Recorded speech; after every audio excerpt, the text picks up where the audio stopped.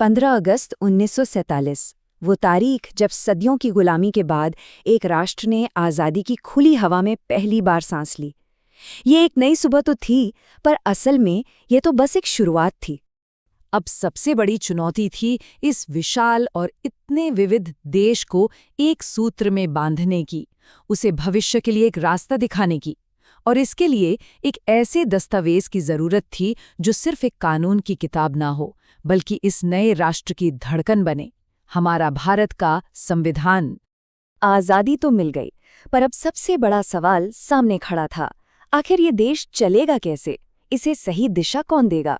यहीं पर एक नियम पुस्तिका, एक मार्गदर्शक की जरूरत महसूस हुई। देखिए, संविधान सिर्फ नियमों का एक कलेक्शन नहीं होता, ये किसी भी देश का सर्वोच्च कानून है, एक तरह का पवित्र ग्रंथ जो ये तय करता है कि सरकार कैसे काम करेगी और सबसे जरूरी बात कि एक आम नागरिक के अधिकार क्या होंगे। तो फिर ये महाकाव्य रचा कैसे गया? ये कोई रातों रात लिखा गया फरमान तो था नहीं, इसके पीछे एक बहुत लंबी, बहुत गहरी और एक बेहद जटिल प्रक्रिया थी। 2 साल 11 महीने और 18 दिन। सुनने में ये बस एक समय लगता है ना, लेकिन ये सिर्फ एक आंकड़ा नहीं है। ये उस दौर की चुनौतियों का, उस मेहनत का एक पैमाना है। जरा सोचिए, एक देश जो अभी अभी आज़ाद हुआ है, सैकड़ों रियासतें, कितनी सारी भाषाएं, अलग अलग धर्म, अलग अलग संस्कृतियां, इन सबको एक साथ लेकर चलना, सबके लिए एक बराबर का, एक न्यायपूर्ण सिस्टम बनाना आसान नहीं था। इतना वक्त लगना लाजमी था।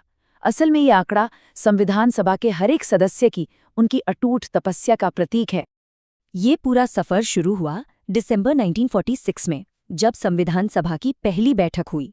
फिर अगस्त 1947 में डॉक्टर B.R. अम्बेडकर के नेतृत्व में ड्राफ्टिंग कमेटी ने इस विशाल काम का बीड़ा उठाया।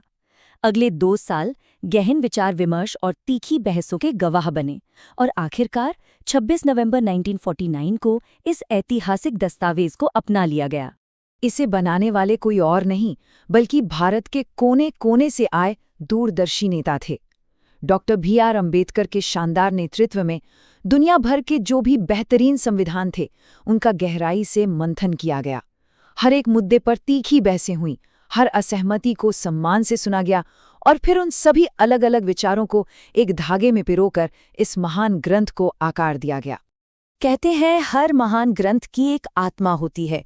हमारे संविधान की आत्मा है इसकी प्रस्तावना, यानी इसका प्रिएम्बल, जिसमें इस पूरे दस्तावेज का सार, इसका निचोड़ छिपा हुआ है। तो सवाल यह है कि इस संविधान की असली आत्मा क्या है? वो कौन सी भावना है जो इसे सिर्फ एक किताब से कहीं ज्यादा, बहुत ज्यादा बना देती है? इसका जवाब इसके पहले कुछ शब्दों में ही छिपा है। हम भारत के लोग। ये सिर्फ एक वाक्य नहीं है दोस्तों, ये एक शक्तिशाली ऐलान है, एक घोषणा जो बताती है कि इस देश की संप्रभुता का असली स्रोत क्या है। इन शब्दों का मतलब सीधा और साफ है। मतलब ये कि इस देश की असली पावर, असली ताकत किसी राजा में नहीं, किसी एक सरकार में नहीं, या किसी बाहरी शक्ति में तो बिल्कुल नहीं। वो बसती है तो सिर्फ और सिर्फ यहाँ की जनता में। सत्ता का जो असली सोर्स है वो है हम, भारत के लोग। ये संविधान सिर्फ इतिहास का एक पन्ना बनकर नहीं रह गया है, नहीं, ये एक जिंदा विरासत है जो आज भी हमारे साथ है, हमारे साथ चलती है। चलिए देखते हैं कैसे। न्याय, स्वतंत्रता, समानता और बंधुत्व, ये सिर्फ शब्द नहीं हैं, बल्कि ये हमारे लोकतंत्र के वो 4 मजबूत स्तंभ हैं जिन पर दुनिया के सबसे बड़े लोकतंत्र की शानदार इमारत खड़ी है। हमारा संविधान हर एक नागरिक के लिए इन मूल्यों को पक्का करता है, सुनिश्चित करता है। हमारा संविधान, जानते हैं, एक मजबूत चट्टान पर खड़े एक पेड़ की तरह है। इसकी जड़ें न्याय और समानता जैसे बुनियादी सिद्धांतों में मजबूती से जमी हुई हैं, लेकिन इसकी शाखाएं वो समय के साथ बदलने और नई चुनौतियों को अपनाने के लिए एकदम लचीली हैं। और इसीलिए इसे एक जीवंत दस्तावेज कहा जाता है। ये कोई पत्थर की लकीर नहीं है, बल्कि एक ऐसा दस्तावेज है जिसकी व्याख्या समय के साथ होती रहती है, ताकि ये हमेशा प्रासंगिक बना रहे, हमेशा रेलेवेंट रहे।